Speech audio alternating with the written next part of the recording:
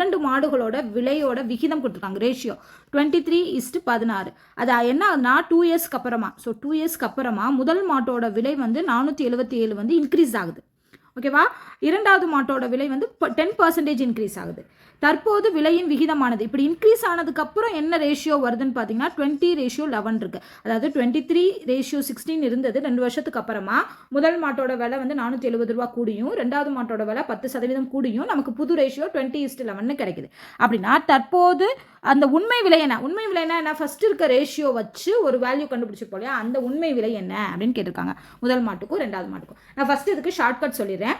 ஏன் அப்படின்னா இதோட கால்குலேஷன் நிறைய வரும். ஓகேவா? ஸோ ஷார்ட்கட் மெத்தடில் போகிறதா இதில் புத்திசாலித்தனம். இதுக்கு வந்து நீங்கள் நார்மல் மெத்தடில் போனீங்கன்னா நிறைய கால்குலேஷன் மல்டிபிகேஷன்லாம் பண்ணி தான் ஆன்சர் கண்டுபிடிக்க முடியும். நான் அதுவுமே எக்ஸ்பிளைன் பண்ணுறேன் எப்படி பண்ணுறதுன்னு.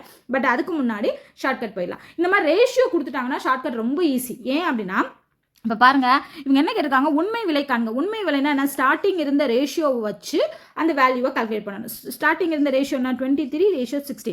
அப்போ என்ன அர்த்தம்? முதல் மாட்டோட விலை அப்படிங்கிறது என்ன இருக்கும்? இது ரெண்டுக்குமே ஒரு காமனான மல்டிபிகேஷன் நம்பர் இருக்கும். அதை எக்ஸ்ன்னு வச்சுட்டோம்னா முதல் மாட்டோட விலை வந்து 23x இருக்கும், ரெண்டாவது மாட்டோட விலை வந்து 16x இருக்கும். அப்போ நான் தான் எக்ஸ் கேன்சல் ஆகி நமக்கு என்ன கிடச்சிருக்கும்? ரேஷியோ 23:16 கிடச்சிருக்கும். இப்போ இதில் என்ன அர்த்தம்? அதாவது எக்ஸுங்கிற வேல்யூவோட 23 மல்டிப்ளை பண்ணாதான் அந்த உண்மை வேல்யூ வரும். அதே மாதிரி எக்ஸோட 16 மல்டிப்ளை பண்ணாதான் இரண்டாவது மாட்டோட உண்மை வேல்யூ வரும். அப்போது அந்த உண்மை வேல்யூங்கிறது முதல் மாட்டோட உண்மை வேல்யூங்கிறது 23ஆல் வகுக்கப்படுமா?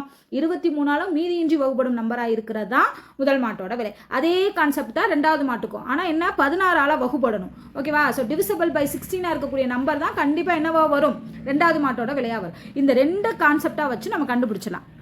ஸோ இதில் பாருங்கள், 23ஆல் இந்த ஃபஸ்ட் இருக்க மாட்டுக்கு மட்டும் நல்லா பாருங்கள், ஆப்ஷன்லேயே சொல்லியிருக்காங்க 1219ங்கிற நம்பர் 2 டைம்ஸ் வந்திருக்கு. அதே மாதிரி 848ங்கிற நம்பர் இங்கே 2 டைம்ஸ் வந்திருக்கு. அப்போ கண்டிப்பாக சொல்லிடலாம் அந்த மாட்டோட விலை 1219, ரெண்டாவது மாட்டோட விலை 848.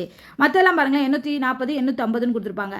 1219 மட்டும் 2 டைம்ஸ் கொடுத்துருக்காங்க. அதே மாதிரி 848 மட்டும் 2 டைம்ஸ் கொடுத்துருக்காங்க.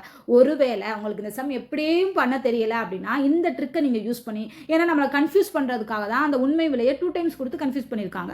அதே மாதிரி ரெண்டாவது மாட்டோட விலையும் 2 டைம்ஸ் கொடுத்து நம்மளை கன்ஃபியூஸ் பண்ணியிருக்காங்க. ஸோ அப்போ இதோட ஆன்சர் வந்து 1819, 848 தான். ஓகே, இது பண்ண தெரியலன்னா நம்ம சொன்ன மாதிரி இந்த 1219 கண்டிப்பாக 23ஆல் டிவைட் ஆகிற நம்பர் தான். ஸோ நீங்கள் 23ஆல் டிவைட் பண்ணி பார்த்தீங்கன்னா 1219ங்கிறது வரும். அதே மாதிரி ரெண்டாவது மாட்டோட விலை 848ங்கிறது 16ஆல் கண்டிப்பாக டிவைட் ஆகும். ஈஸியாக சொல்லி